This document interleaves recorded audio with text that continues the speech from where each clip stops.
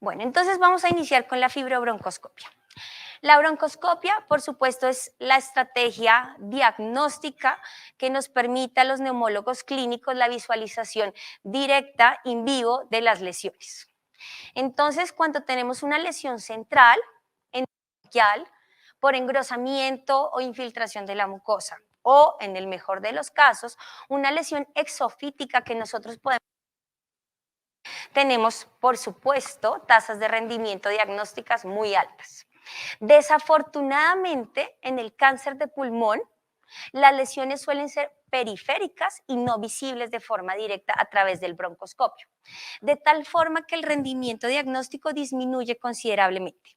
Si tenemos rendimiento diagnóstico de una lesión exofítica de hasta el 70 al 90%, esta reducción es hasta el 40% o incluso 30% en algunas revisiones de literatura en el diagnóstico. Quiere decir que si nosotros tenemos un cáncer de pulmón que no logramos visualizar directamente, tenemos una probabilidad de diagnóstico de solo el 30%.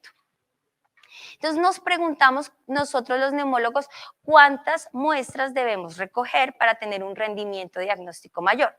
Y está escrito que son alrededor de 5 muestras, pero es que estas 5 muestras idealmente deberían ser tomadas a través de visión directa y esto no es posible. Nosotros durante el broncoscopio vemos hasta los lugares subsegmentarios y de allí, aunque nos ayudamos con la fluoroscopia, no tenemos una visión tan cercana de la lesión que queremos biopsiar. Y esto es mayor cuando tenemos nódulos periféricos, en el que vemos a través de la fluoroscopia que nuestra pinza de forceps no alcanza a tocar la lesión. Imagínense la frustración que tenemos nosotros al tener un nódulo periférico que sabemos que tenemos que biopsiar, que tenemos probabilidad que sea de origen tumoral y que no logramos llegar. Esto tiene un rendimiento del 30%. Y es que nuestros patólogos expertos necesitan alrededor de 300 células para poder realizar el diagnóstico.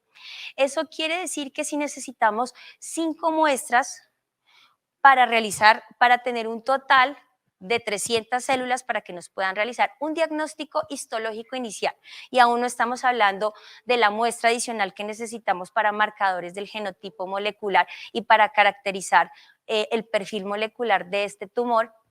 Imagínense qué otras estrategias necesitaríamos. Desafortunadamente realizamos un lavado broncoalveolar que tiene una menor cantidad de células, o sea que la probabilidad que logremos diagnosticar directa una lesión tumoral es muy baja. Siguiente. Entonces tenemos descripciones de casos en el que cuantitativamente se han establecido cuál es el tamaño de la muestra que necesitamos para realizar el diagnóstico. Y vemos entonces que en este estudio de alrededor de 100 muestras en pacientes con cáncer de pulmón, el porcentaje promedio en el que se obtuvo tumor de todas las muestras fue 33%. Quiere decir que de cada muestra que nosotros recogimos a través de visión directa, solamente tenía un promedio de 33% de células tumorales. No siendo aún más desafortunados los datos, tenemos que del 100% de las muestras recogidas a través de fibrobroncoscopia, solo se encontró tumor y se diagnosticó el cáncer de pulmón en el 43%. Quiere decir que en menos de la mitad de los casos logramos diagnosticar el cáncer de pulmón a través de fibrobroncoscopia directa. En estos, ¿cuál fue el cáncer de pulmón que tuvo mayor contenido celular? Y solo fue del 48% de la muestra recogida, o sea, de cada muestra, el porcentaje fue del 48% de células tumorales. Famoso. Y desafortunadamente, en los más frecuentes, que es el adenocarcinoma, el porcentaje fue menor. Siguiente, por favor. Pero esa angustia de generar alguna complicación hace que nosotros tomemos menos muestras. Entonces, tenemos un rendimiento bajo con la broncoscopia, sino además no les entregamos a nuestros patólogos una muestra en adecuada calidad porque tenemos sangrado que genera una parte de necrosis y además aplastamos las células tumorales. Necesitamos otras técnicas de muestreo. Seguimos entonces con la criobiopsia. La criobiopsia se presenta por primera vez en 1990, de hasta menos de 90 grados, incluso a menos de 100 grados, pues de unas ondas muy flexibles, diferentes diámetros, las ingresamos a través del broncoscopio y el congelamiento atrae el tejido periférico endobronquial que se adhiere fuertemente a la sonda. Nosotros a través de un movimiento relativamente brusco logramos extraer ese tejido. Ante eso aumentamos las complicaciones. ¿Cuáles son las complicaciones?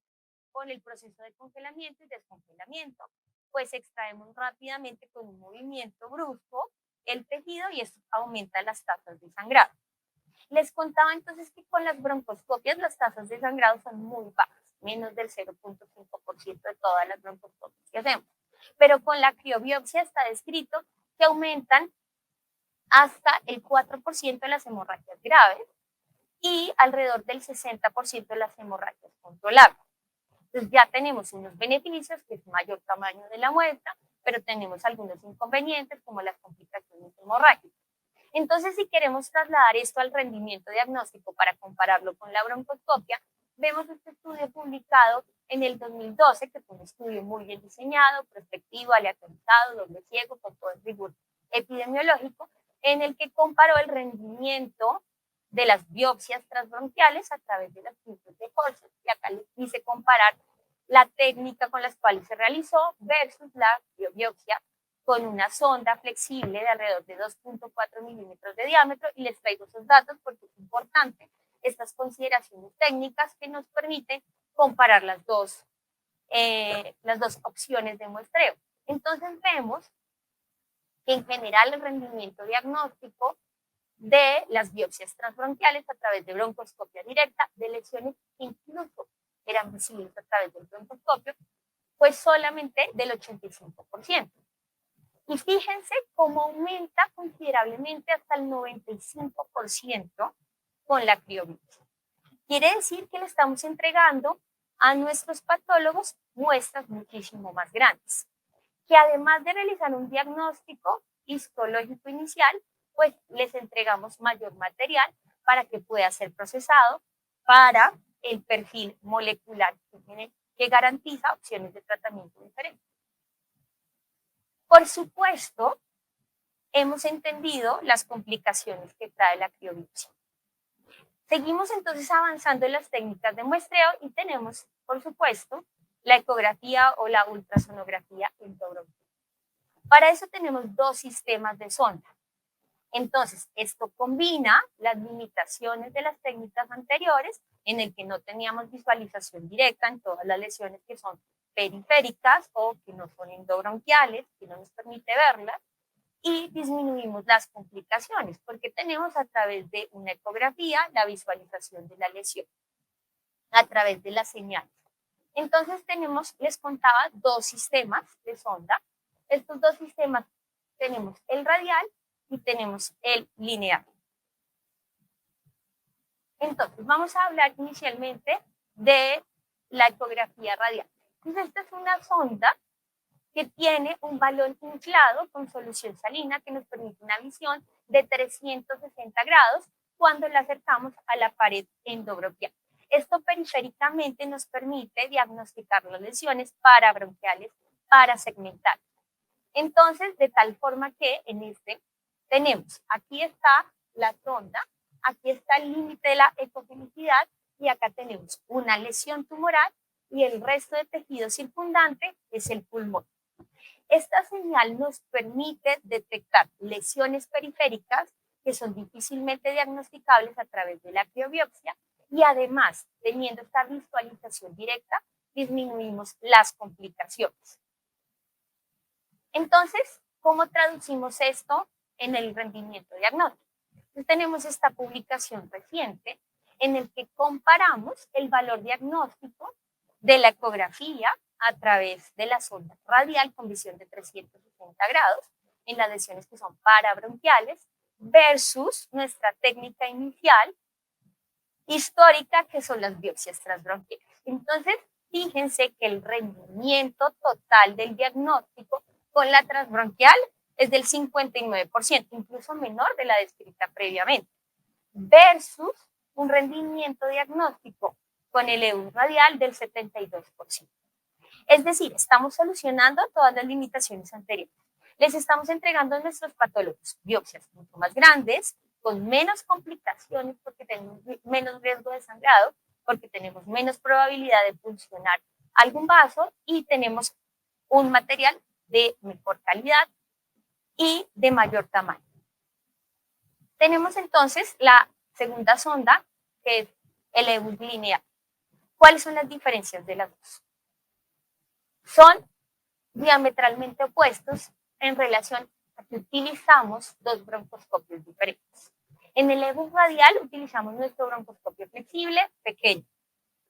En el EBUS lineal utilizamos un broncoscopio que tiene un canal de manejo y de trabajo interno, luego es un broncoscopio muchísimo más grueso.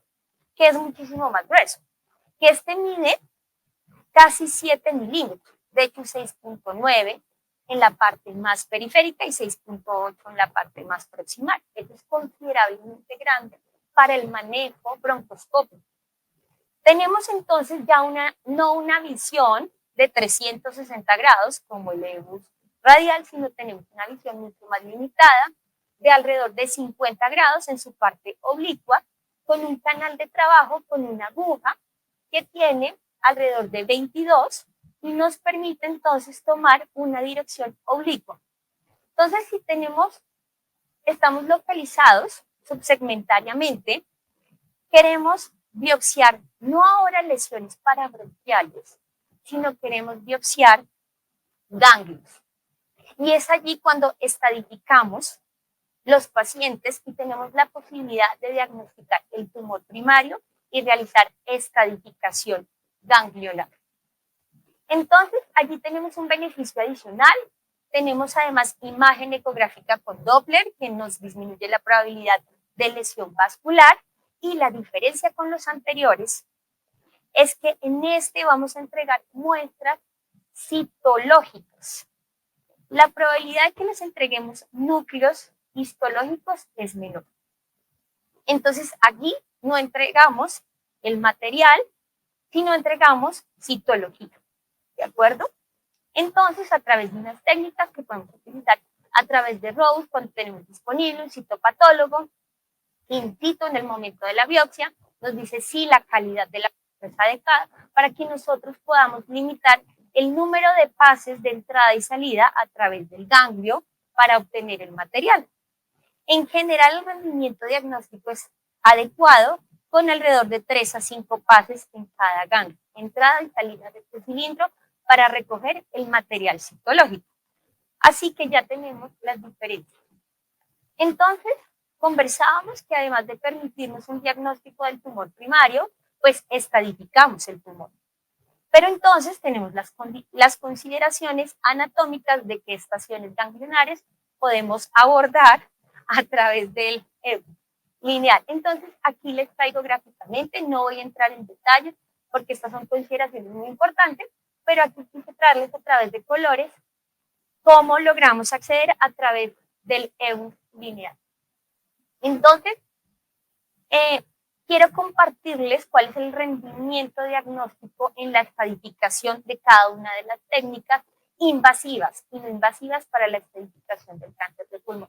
Por supuesto, el estándar de oro está dado por los cirujanos de tórax a través de la mediastinoscopia, en el que accedemos a las estaciones ganglionares que son accionables o accesibles a través de esto. Y por supuesto tenemos una especificidad para la estadificación y diagnóstico del cáncer de pulmón del 100%, solo del 100%. Pero queremos disminuir la invasividad de la estadificación con los otros métodos y tenemos que el EBUS lineal tiene una especificidad tan alta como del 100% y una sensibilidad mayor para la estadificación. De tal forma que solucionamos las limitaciones anteriores y tenemos en cuenta cuáles son las estaciones ganglionares para las cuales podemos acceder a través del EBUS lineal. Entonces, ya para terminar nuestra conversación, vamos a solucionar las 3 preguntas propuestas una vez hemos recorrido todas las técnicas y las opciones de muestra. La primera pregunta es, ¿cuál de los métodos que ya discutimos proporciona mayor rendimiento. Y ya hablamos del diagnóstico de cáncer de pulmón y ahora vamos a conversar del rendimiento del marcador o el perfil molecular, que hacia allá estamos dirigidos en esta época. Entonces, aquí tenemos una gráfica que nos compara las técnicas que ya discutimos. Este estudio buscó determinar cuál era la cantidad del material genético, del ARN, extraíble, cuantificado a través de nanogramos por unidades, que nos permita realizar un diagnóstico mucho más preciso molecular. Y me atrevo a contarles que la preocupación de nuestros patólogos es que nosotros no les entregamos una cantidad de material suficiente, nos realizan el diagnóstico y están cortos sufriendo por nosotros porque no tienen un material adicional para realizar ahora el diagnóstico molecular. Entonces, fíjense la frustración que nos genera que tengamos el diagnóstico del adenocarcinoma, pero necesitemos realizar el genotipo molecular para ofrecerle otras opciones al paciente e incluso si está en estadio avanzado. Entonces, fíjense que el promedio de material extraído de ARN con la broncoscopia fue solamente 7.2. Y vemos que a través del EBUS tenemos mayor cantidad de ARN. Y al tener mayor cantidad, pues podemos prescindir de muestras y hacer más blancos moleculares. La diferencia fue estadísticamente significativa, por supuesto, entre broncoscopia y EBUS. O sea que entre estos dos, ¿cuál elegimos? Pues por supuesto EBUS. Ahora, que no es motivo de discusión y más adelante la doctora Vivi nos contará en detalle, cuando la comparamos con el método diagnóstico, que no es motivo de esta charla inicial, que son las biopsias percutáneas transtorácicas, pues fíjense que aunque el material de ARN es menor, no es estadísticamente diferente. O sea que tenemos que hasta ahora, que no hemos hablado del siguiente abordaje, pues tenemos que el material de ARN que necesitamos es suficiente comparado EBUS versus las pruebas, el muestreo transcutáneo. Ahora, la siguiente pregunta es, estas muestras citológicas que recogemos a través del EBUS, porque les entregamos citología, y en esto quiero ser empática, son confiables para evaluar el estado mutacional. Porque es decir, si no les entregamos el bloque celular, ¿sí? Y en ese pueden hacer el diagnóstico molecular adecuado, pero si ahora les entregamos la citología, este tendría el mismo rendimiento diagnóstico, y esto lo respondemos muy bien. Y es que en este estudio, ya del 2013, evidenciamos que existe una alta concordancia, ¿sí?, entre las mutaciones EGFR detectadas en muestras histológicas versus en muestras citológicas. Pero ¿cuáles son las consideraciones que necesitamos para que nuestros patólogos puedan entregarnos esto? Y es que necesitamos entregarles muestras de alta calidad. ¿Qué son muestras de alta calidad? Es decir, que tengamos una alta concentración de ADN que está cuantificada, que les entreguemos más de 30 células tumorales en la citología dada por el EBUS y que tengamos más de 30% de la celularidad tumoral. Y pues que en esto nosotros pues, no podemos determinarlo como clínicos, pero que si les entregamos muestras grandes, pues tienen mayor probabilidad de tener mayor porcentaje de celularidad. Y la última pregunta es, ¿cuáles son las implicaciones de estas técnicas de muestreo para la predicción de la respuesta al tratamiento? Que por supuesto es el objetivo final de todo este proceso. Entonces, en esto hay un concepto supremamente importante y es la heterogeneidad intratumoral, es decir, cuando tomamos una muestra del tumor primario, de la lesión primaria, ¿cuál es la probabilidad de que haya diferentes subpoblaciones tumorales en una sola muestra versus intertumoral? Intertumoral entendiendo como las subpoblaciones diferentes que hay en la lesión primaria pulmonar versus en las metástasis a distancia o ganglionar. Y entonces nuestra pregunta es, en esa muestra que les estamos entregando, La probabilidad que tengamos marcadores tumorales es diferente y la respuesta es sí. Y esto, por supuesto, los oncólogos son expertos y nos han dilucidado nuevos cambios en esto, pero nosotros creíamos hace algunos años que si les entregamos una muestra, esto iba a ser homogéneo. Pues no, las poblaciones tumorales son diferentes. Fíjense en esta muestra, en una sola, cómo se ven diferentes marcadores inmunitarios como el PDL1, que son estrategias importantes terapéuticas que han sido un hito en el tratamiento del cáncer de pulmón con la inmunoterapia en todos los estadios, por supuesto. Fíjense cómo en una sola muestra tenemos una expresión diferente de PDL1 versus no expresión en la misma muestra. Y esto es de tumor primario. La pregunta es si esto es diferente en las metástasis ganglionares o en las metástasis a distancia, y la respuesta es sí. Si yo biopsio el tumor primario y me expresa PDL1, es posible que en las ganglionares ya no tenga, y se ha establecido molecularmente que hay mutaciones de novo o poblaciones clonalmente diferentes en las metástasis, de tal forma que eso nos genera un desafío adicional para nosotros, porque debemos siempre ser muy precavidos en qué vamos a biopsiar. De tal forma que entendemos que biopsiar el tumor primario o biopsiar las metástasis genera una expresión diferente de los marcadores tumorales. Y esto es un campo que está en estudio y en resolución, y en esta publicación no se logró determinar qué factores predecían que clonalmente las células tumorales fueran diferentes en las metástasis versus en el tumor primario. Y hasta ahora, ¿qué tenemos? Que sí son diferentes, por lo cual genera un desafío adicional en nuestras técnicas de muestreo.